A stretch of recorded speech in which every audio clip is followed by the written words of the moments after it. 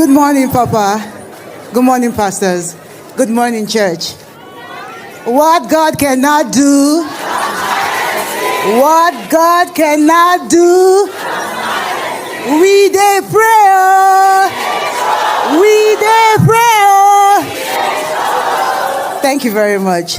My testimony is one of love, one of togetherness, one of peace, one of healing of broken hearts. It's a joy for my family.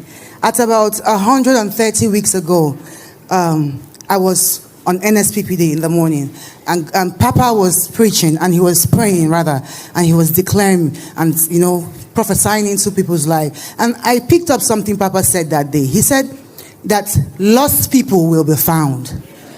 I didn't lose anybody. So I was like, you know what? I'll just answer. One thing about me, if you pray, even if you pray, say, oh, get pregnant, I will answer. If you say get rich, I will answer. If you say fly, but I will just, I just love to pray. So I took the prayer and I ran with it. And around that same time, I have this amazing man in my life. He's my father. My father is an amazing human being. He's a sweet man. He has lost so much in his life. He has lost his first wife. He has lost his second wife. He has lost his brother, his mother, his father. He was a broken man. And I didn't know how God was going to use streams of joy to affect my father, to bless my father, to give him the peace that he needed, at least, in the remaining years of his life.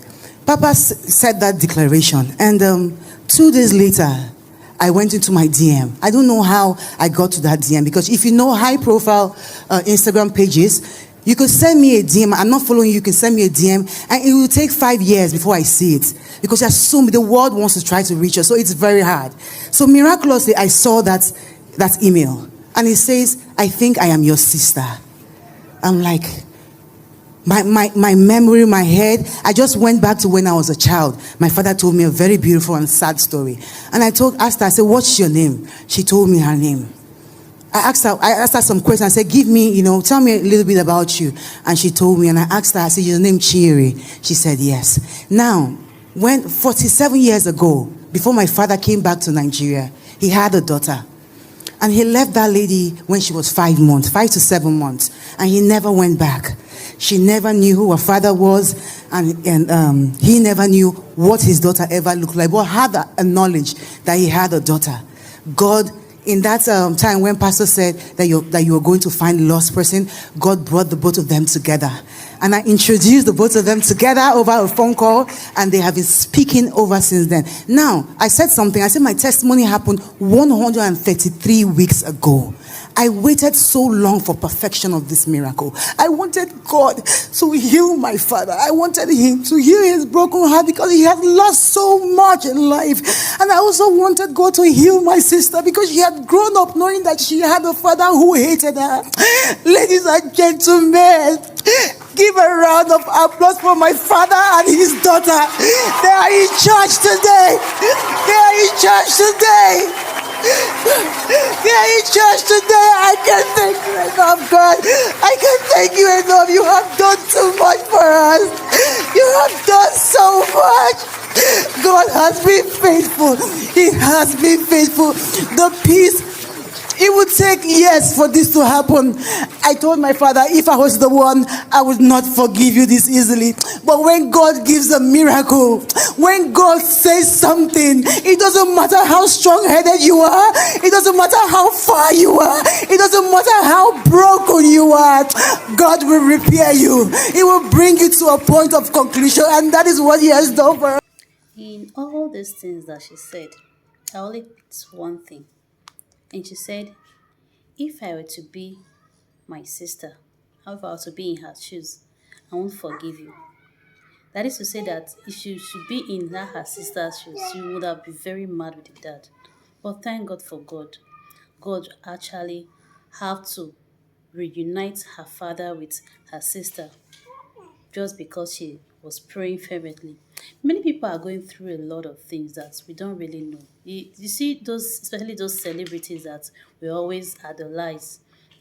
This is my favorite. She's happy. She's always looking good.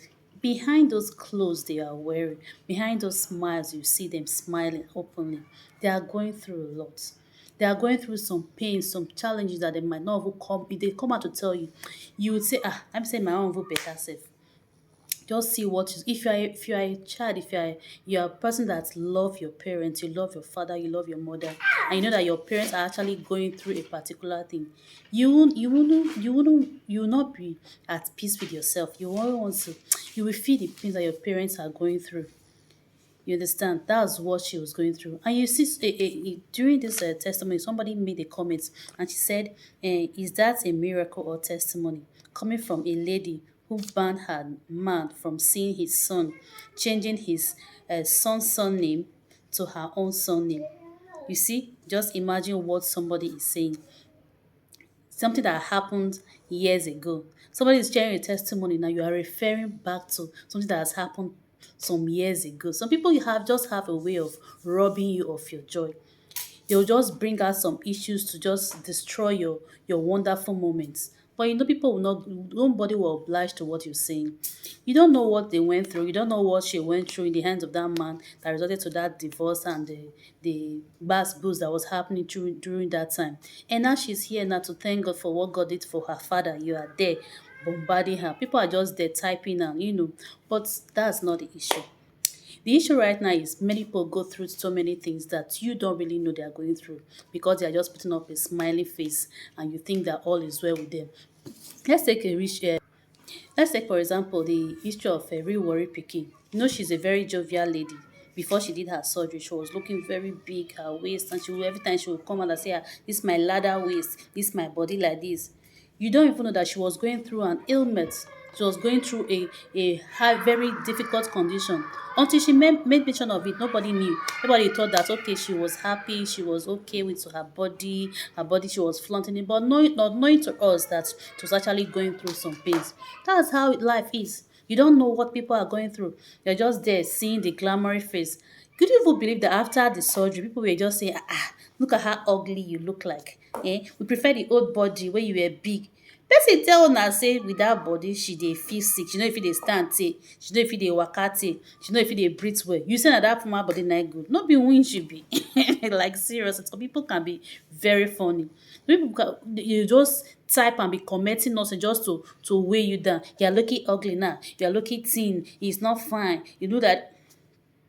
Abeg, allow people to be. Allow people to live their life the way they want to live it, the way that pleases them.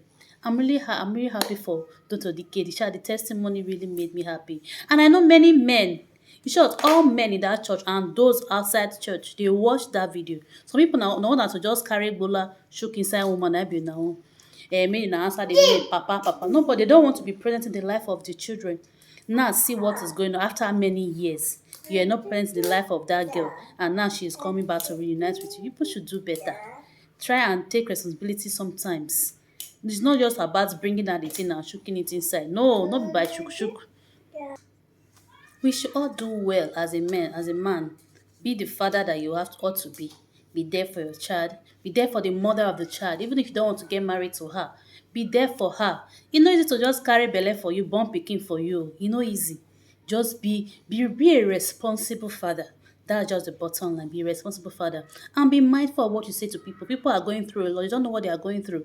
Be mindful. Be considerate. Be compassionate with your words. Some words can hurt people so bad. You understand? So we've come to the end of this video. Thank you for staying to the end. Please comment, like, and share. Subscribe to my YouTube channel. God bless you. Thank you so much. I love you. Bye.